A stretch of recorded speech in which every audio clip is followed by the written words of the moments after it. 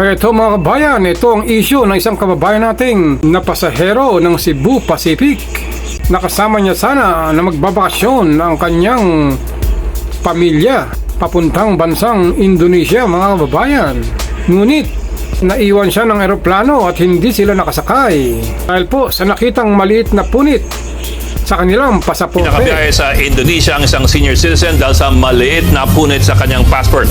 Duda ng kampo na matanda, sinadya ang nangyari. Dumipensa naman dyan ang mismong airline. Nasa frontline na balitang yan si Gerald de la Peña. Sa viral na social media post, ikinuwento ni Diana Natividad ang anyay malabangungot niyang naranasan sa NAIA.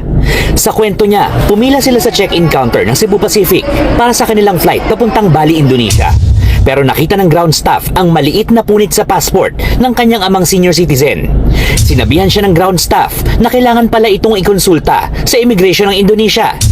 Nang magtanong pa raw sila sa staff kung ano ang problema, pabalang daw silang sinabihan na kapag basta na lang sila binigyan ng boarding pass, 2 linggo siyang masususpinde at wala itong ipapakain sa kanyang mga anak.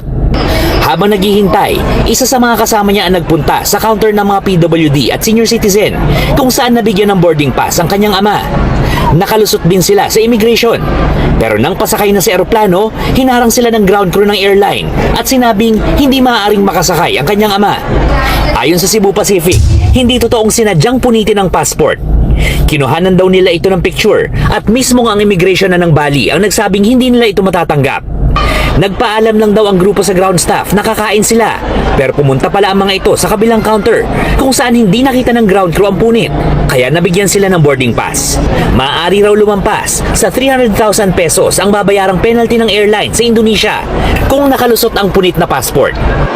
Bali is a really strict station when it comes to passport and its condition. Kahit lumusot pa sila sa Philippine immigration dito, pero yung Bali immigration, hindi naman, at sinabi ng Bali authorities, not okay to board.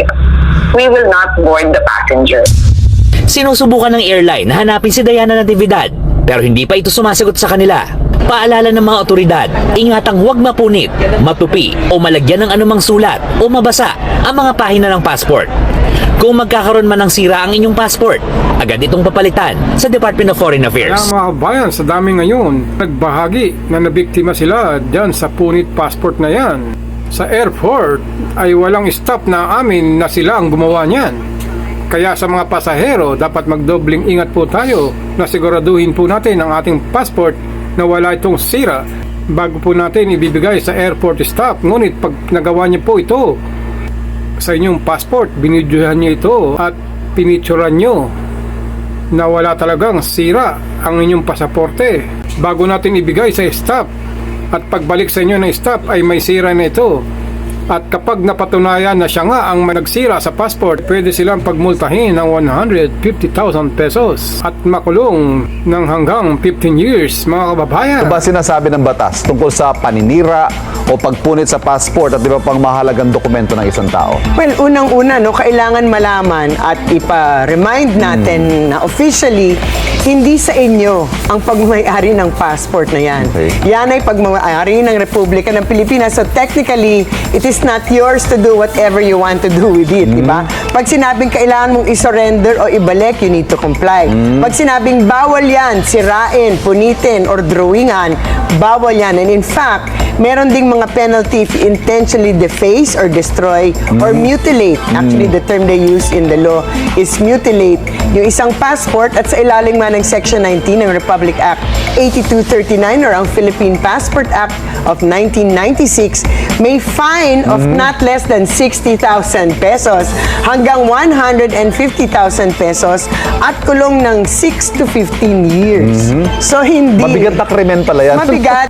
At kahit namang sinong mga pasahero mga kabayan ay ayaw ng ganyang mangyari na magkaroon ng punit ang kanilang mga pasaporte, dahil yan ay malaking abala. Kaya lagi po tayo maging alerto sa airport sa Pilipinas at i-double check po natin at ingatan natin ang ating mga dokumento, lalong lalo na ang ating mga pasaporte mga kababayan.